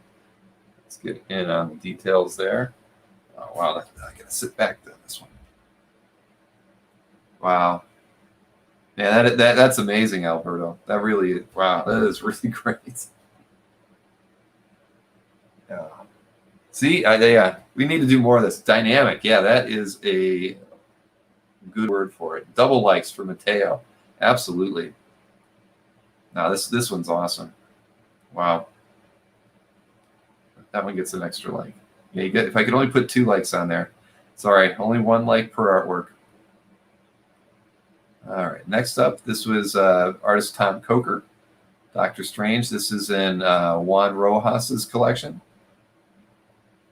Let me see here. Juan Rojas. Oh, God, I didn't think that was right. Yeah, you know how names can get, you can put your name in one way and then your gallery name is a little different. So Juan Rojas and another commission. Some very nice ink wash in there. I like that. I like the mix of like the fine lines and the detail of his face, and then just the kind of light overlays in the background and in his costume. Very nice.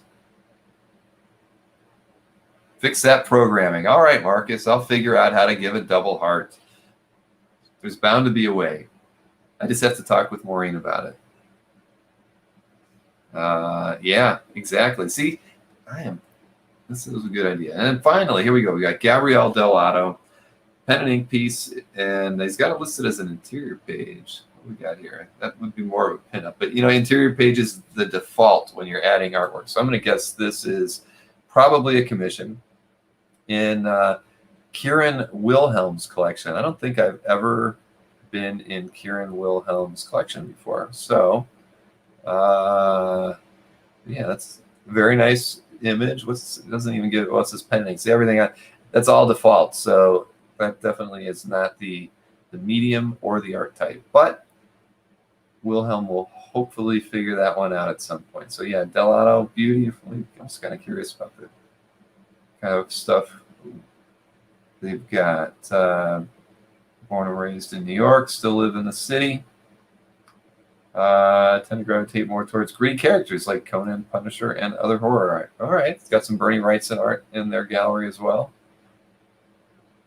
So I don't know. I'm sure everybody has their own ways of surfing CAF, but I usually find a piece of artwork I like, and when I check to see the name, if I don't recognize the name, I usually go back up to their gallery and then just at least spend a little bit of time poking around in it. Like I always tell everybody, I typically, you know, my path through a CAF gallery that way was once I usually get to hear the person's been on CAF for a while, I almost will always drop in and take a look at like what's the most viewed stuff in their CAF gallery, because that I think gives me a better view of what other collectors think is the best artwork in their gallery, and usually that's how I get to know somebody. I know Scott Wingo has his unique approaches to learning a lot about a person, and based on the artwork they have. But I kind of go based on what I don't know. I hate to say it's like popularity, right? But I like to go that route, and for me, that's my quick understanding of what the collector is most interested in based on what everybody else finds interesting about what they collect. So yeah, no. So lots of like unfinished loose pieces. I think that's cool. I mean, everybody's got their, some people like, and then, what is that? You got a Frazetta set that's the most viewed piece in their gallery. So you never know. You just never know. CAF dark mode would be cool. A Conanist. Yes, exactly, Scott. Dark mode. Yeah, that's that when we've been kicking some thoughts around, and I don't know, dark mode. I get thrown by dark mode when I go to YouTube, and I've said it a few times that way to dark mode on YouTube, and I can't stand it. But because it always CAF after dark. Yeah, that's our late night show, Mikhail. We can, yeah, I don't know that I like the name. I can tell you that there's the name has a lot of potential, but I don't know if I can do a late show. So, but it would be fun, wouldn't it? Fair. I think comments are better than views. I agree, Matt, on that one. For me, it is subjective. It's like, well, why was that?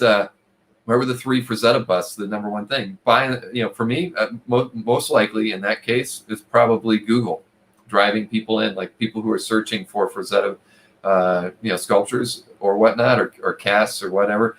They're getting drawn into his CAF gallery because of those keywords, and so I would never think that you as CAF members and people who are browsing the site would go to that first. So when I see something like that, that's the first thing I think of, is that it's clearly a search engine issue there that's driving people in for whatever reason. There's probably not a lot of Frazetta sculptures that are out there on the internet, and so CAF has that. It's probably got a few other ones, and so we end up getting this ancillary traffic for stuff that produces a lot of views on a finite number of things just for that very reason.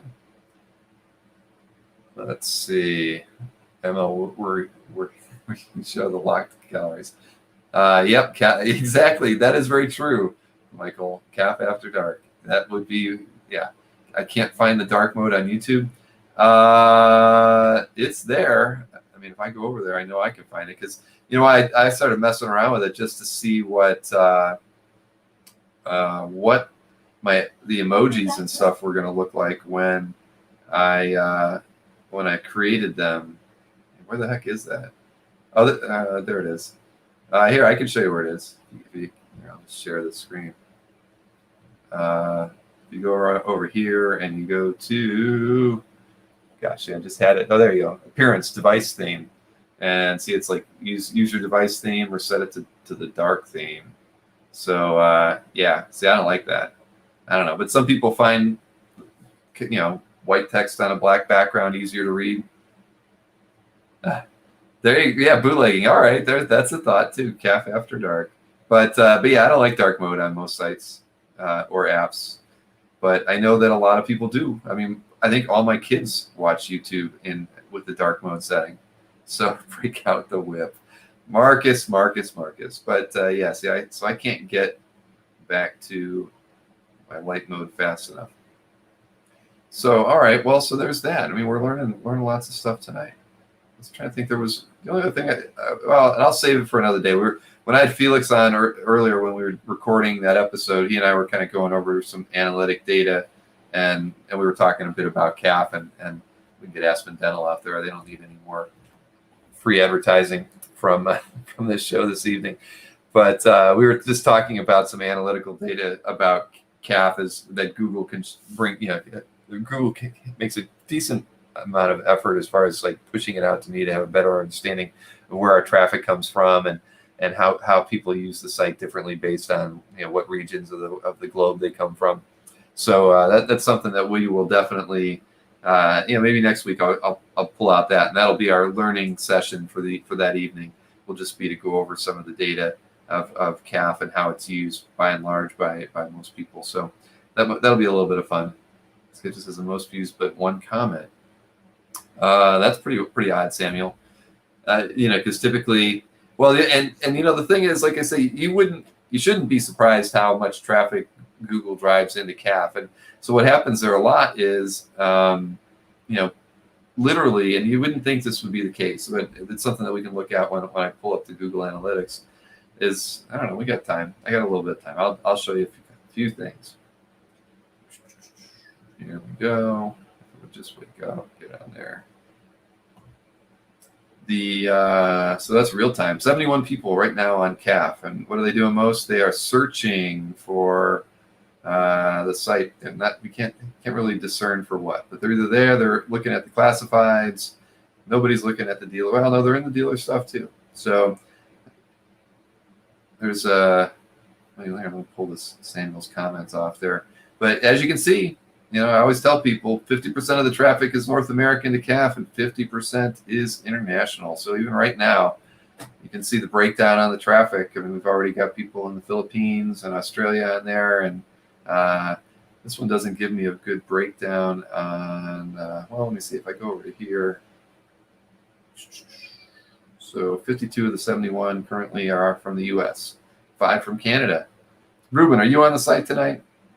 So at any rate, where was the thing I was going to show you guys? Oh, that's right. This is the metric that should just shock the heck out of everybody, but it doesn't shock me because it's always been like this. It shows you, this is like a general snapshot for a week worth of data, and what it tells us is that 73% of the traffic to CAF has never been there before.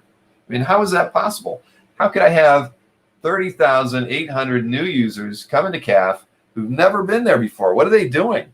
And the thing is, they're traffic from search engines by and large, or links off to other sites. But I mean, again, these are people who've never been on the site, so they're just coming in to look at a Frazetta bust. That's and it's a lot, and that's what you get after being around the internet for about 18 and a half years, and pretty much not changing our link structure either. So everything has been pretty consistent as far as making Google happy, and so they send us a lot of traffic, and that's just how it is. So you look at the returning traffic for the week, just around a little under 12,000 users, and that's about, to me, that's like our average. That we could look at the hobby and say, wow, we really, isn't there like 50, 60, 70, 80,000 collectors out there heavy into the hobby? Well, yeah, not really. I mean, at the end of the day, I wouldn't put that number, globally too high over 30,000. So, I mean, and these numbers hold out. I mean, your average CAF member comes back to the site at least once a day. Worst case, they come back every other day. So, and this is a running average for the week. So that tells us, that by and large, this is what our hobby, kind of is looking like. And, for me, the biggest thing, the takeaway I always have, and I haven't got a good solution for it, is how do I get these, the 30,000 people who are coming to the site who are at least moderately interested in something related to comic art, and convert them to somebody who wants to share their collection, if they have a art collection at all. That's because that's been, that really, this has been a consistent setting for forever. 75% new and 25%, returning has been an average for as far back. I mean, I could probably look at 5 years, 10 years ago, and it's always been like that. So it's a trick. And I know CAF has never been the easiest site to navigate, which is probably part of its problem. But Marcus has 97% of the green slice. No, those are unique users. Not time spent. By sessions. I mean, that would be underneath. I don't know if I could switch to sessions. See, no, they don't really change the pie chart when we look at sessions. But sessions would be the number of unique sessions from the users that are coming in. So, but yeah, I mean, you look at those numbers. I mean, trust me, these are like really, when people spend on average 8 pages, per visit, you have to remember that by and large, that 30,000 number of users, they only looked at one page, the one page that got them to the site. So the regular users on the site, you guys are looking at 20, 30 pages on the site, while you're there. Whereas these the fly-by-nighters, that the hit and run people who come to CAF really aren't spending a whole lot of time. So again, and you look at the average session duration at over 5 minutes. I mean, who spends 5 minutes on a site anymore? And we know, based on new versus user, new versus existing or long time users of the site, that number by and large is probably more like 15 to 20 minutes. So most sites, probably outside of the ones that we can't mention, don't have that kind of staying power. So CAF really, at least for the people that CAF appeals to, you guys spend a lot of time on the site, and I do appreciate that. But that was the one thing I wanted to point out, is that the disparity between new visitors and returning visitors has always been a dilemma for me. So at some point, it's the Comic Art fan. Google Analytics is real time. But I'm not always. Yeah, well, that's good. I'm glad everybody's always there. Is new. No, that new, not just logged in. No, that is literally new. They have never been on the site before. So, I mean, that's the amazing part. I mean, I've already kind of hid that window, but if I were to look at, I mean, the numbers are just crazy. If I look at, let's see, I can just look at 30-day window. 30-day window, it's actually 80% new users, and so a 30-day window, new visitors, 135,000 new visitors who've never been to CAF hit the site in the last 30 days, and the returning number is not so bad. It's at like 32,000. So see, that's probably, like I told you, I mean, that's a good number as far as like hardcore art collectors, is really in that 30,000 number. So when we look at a month, we see a bigger picture of that, but it doesn't tell us about those, how often are they returning? Are they every day? Are they once a week? Are they every other week? But yeah, that's always an interesting thing. Can you tell me if you could see a user browsing? No, I can't, Ruben. I cannot answer that question for you right now. Sorry to say. But let's see. What else we got? Huge opportunity to convert the noobs. I know, Scott. That's the thing. CAF has always been a great opportunity waiting to happen, and but with little old me sitting behind the wheel of it, I think I'm missing a lot of I'm clearly missing a lot of the low hanging fruit. So that's part of probably always been part of the dilemma with CAF. It's it's a big opportunity waiting to happen, and one of these days I'll figure out how to take advantage of it, because yeah, sites just don't get that. I mean, I can show you any business related site. I mean, heck, even a dealer site. I mean, most, by and large, that traffic is very focused on their brand and whatnot. So you don't see these kinds of numbers really in anything that isn't really popular. So I'm always in awe when I look at the figures on the site. And yeah, if I could just figure out how to convert people, I'd probably be in a much better place. I could probably afford some more help around here. Got to get Heritage to throw an ad out. I agree. I mean, we've been, I'm probably going to be doing something more with Heritage I hope in the next few months. I mean, they kind of threw some ideas my way, and I've got to throw some ideas back their way on some things, and so we'll see. I mean, nothing really outlandish, but they, they're always looking for new ways to market. So we've been talking about a few different things. Create forums, ads to I know. I mean, well, the dumbest thing is, why doesn't, if you're not logged in to CAF and you go to CAF, there should be a link right at the top that says share your art, right? I mean, it should be as simple as that, but there isn't. It doesn't. I think it's log in or create account. I mean, so we don't even say share your art. If you spell it out, that would probably be the most simplest thing. We need a feed. I actually, believe it or not, I did actually have an XML feed out there. And it may still be out there. I'll have to double check, but I had it. I didn't think anybody used it. I actually felt like I had this like feed system set up so that people could browse new gallery art a lot quicker, and even art for sale and art in the classifieds. I think I had 3 feeds set up, but when I set up the new server, I don't know if I actually put it into production, because I just didn't think anybody paid attention to that kind of stuff anymore. Discord, I know that's where all the kids are at. the trading card sales will help. Well, they'll help dueling dealers. I don't think they're going to help CAF, but there's a you guys. I only follow comic artists and comic book and stuff on Facebook every time. Yep. I get it. I get it. Random prize given. Yeah. I've tried different things over the years. Early on, we used to give away T-shirts and those sorts of things. But I think just simple stuff like that.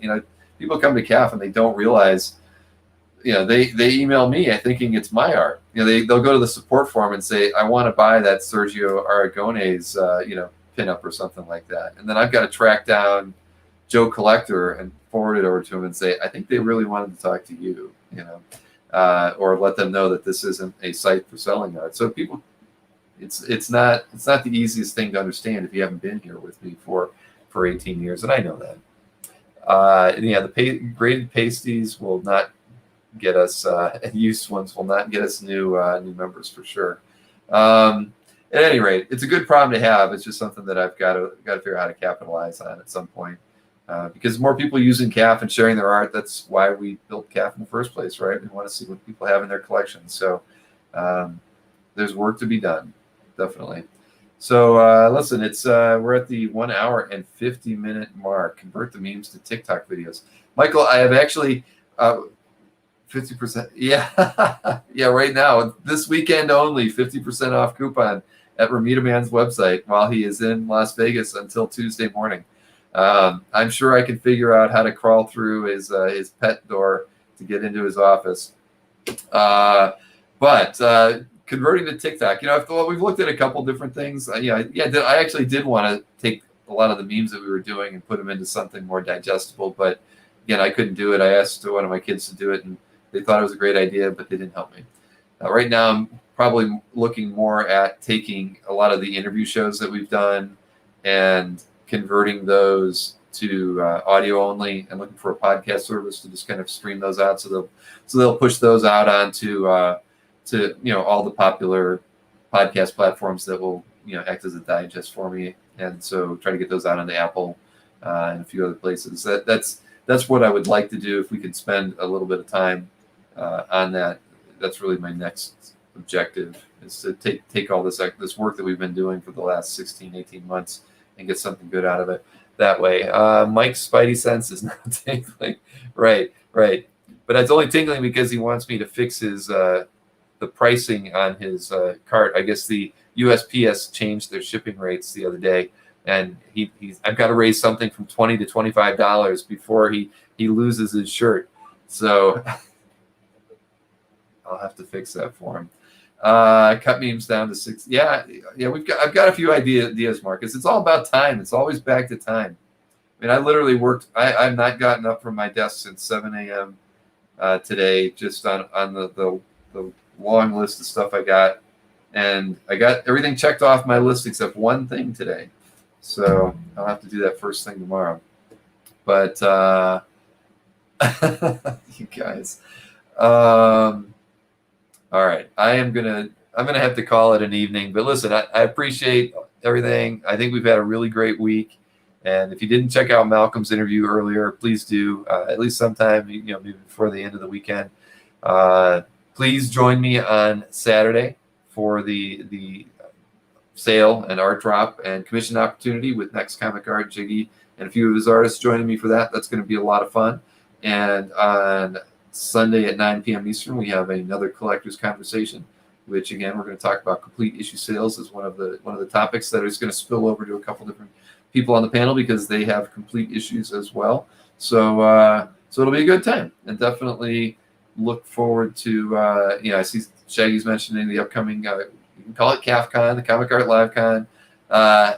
It's firm dates. Yes, the firm dates are the weekend of November 13th and 14th. Unfortunately, that is the same weekend as Thought Bubble in the UK. They didn't put their date out there on any of the convention sites that I was using to pick our weekend. And I really don't have much leeway going either way. I can't make it the 2 weekends after that because of the Thanksgiving holiday. So, and I really don't want to make it the week before that, because I'm trying to keep things 6 months apart. So and of course the show in May was at I think the last weekend in May. So we're going with the 13th and 14th of November. So probably this weekend I'm going to update everybody's admin so they can, because that, I still left that link in there letting people know that the old one was closed. I'll get the date in there so everybody who's accessing their gallery will know that we've got basically 2 months until the next Comic Art Live event. So start setting some artworks aside. Same rules will apply. 2 art drops, once on Saturday, once on Sunday. I'm starting to talk with a couple different reps as far as whom we're going to have on as guests. So I can tell you that there's going to be a couple of stellar guests I already know have lined themselves up for the show.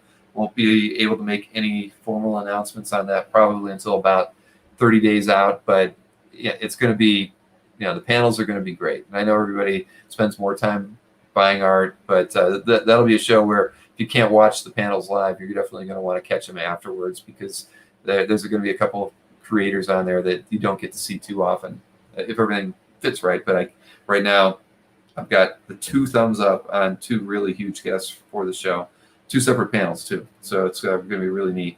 Outside of that, again, I hope you have a great Friday tomorrow.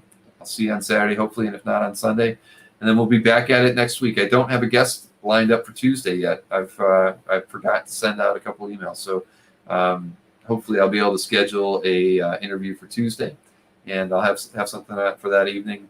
I had a couple people that I was working on, and then they kind of canceled, so it kind of left me out high and dry. But we'll work that out. So again, good night, everybody. Good night, Ruben, Goo, Shaggy, Mel, Khalil, Jeff. I got to get an well, Jeff, we got to talk tomorrow. So I'll email you, and we'll figure out what time we're going to do that. Jeff and I are trying to pull together the whole concept of CAF or whatever we're going to call it, but we've got a few things to iron out and to get our schedule set up for that. But I'm really looking forward to working with Jeff on that, and other people too. It's going to be open to everybody once we get this thing started. So again, Victor, Bootlegging, Mikhail, Chris, everybody, thank you. I will see you again soon.